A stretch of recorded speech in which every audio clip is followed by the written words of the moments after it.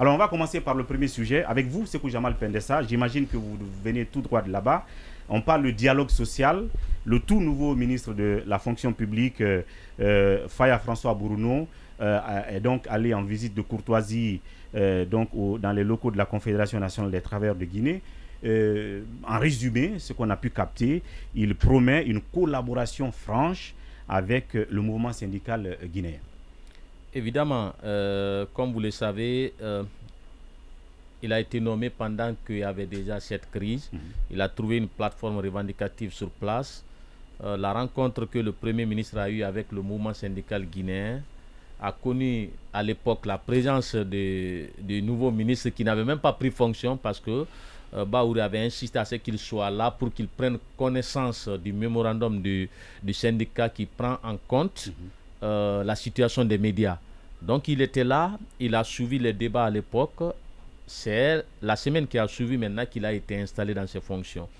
Donc aujourd'hui, il était venu encore rencontrer le mouvement syndical à la Bourse du Travail. C'était une rencontre de prise de contact. Bien. Une rencontre mise à profit pour rappeler les grandes lignes, puisque, comme il avait dit dès le début, que ce n'est pas une rencontre de dialogue. Il doit nous recevoir dans les jours à venir pour aller en détail, point par point, concernant nos plateformes revendicatives. Mais cette fois, c'était une rencontre de prise de contact. Mais on ne peut pas laisser aussi de telles rencontres passer. Absolument. Sans pour autant évoquer les problèmes du monde du travail.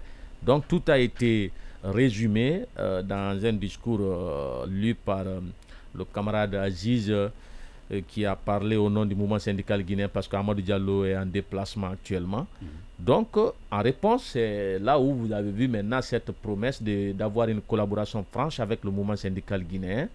Il a dit que le mouvement syndical guinéen a tout le mérite de mener un combat. Il a commencé par ce rappel historique parce que lui aussi, comme la plupart des bons Guinéens savent, c'est que le mouvement syndical a joué pour l'obtention de l'indépendance de notre pays. Absolument. Donc pratiquement désormais, si avant beaucoup l'ignoraient, aujourd'hui ce sont les hommes d'État, les dirigeants du pays qui le reconnaissent.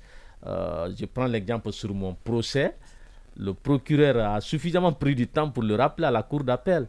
Ces jours-là, le rôle que le mouvement syndical a joué, comment dirais-je, a joué pour l'obtention de l'indépendance. Aujourd'hui aussi, le ministre a rappelé cela, a rappelé beaucoup d'autres acquis du combat syndical qui profitent à tous les Guinéens. Absolument. Donc il dit par conséquent, il aura une franche collaboration avec nous. Il ne veut pas gérer des crises, mais il faut prévenir, etc. etc. Donc je pense que pour le moment, si on s'en tient au discours tenu... Donc vous lui accordez le bénéfice du doute. Évidemment. Vous lui accordez votre confiance d'emblée. Bon, vous savez, c'est pas facile. Quand on a été à plusieurs reprises déçu par certaines personnes au sommet de l'État. Les autorités. Donc c'est pourquoi désormais il faut être prudent. Bien. On apprécie le discours qu'il a tenu. Mais vous restez prudent. On l'encourage à aller dans ce sens. Bien. Nous demandons aussi à sa hiérarchie de lui faciliter la tâche. Bien. Quand vous avez un ministre qui, je le disais la semaine passée ici après ma rencontre avec Fana Souma, vous exprimez les bonnes intentions, mais il faudrait que ça soit accompagné par la hiérarchie. Parce que si la volonté politique manque, cela veut dire quels qu'en soient les leviers que détiennent les techniciens ou les outils du patron, ça ne peut pas aller. Donc ces outils, ce sont ces ministres-là. Donc si la volonté au plus haut niveau, de la pyramide évidemment. donc, du gouvernement n'est pas là, ça ne sert à rien.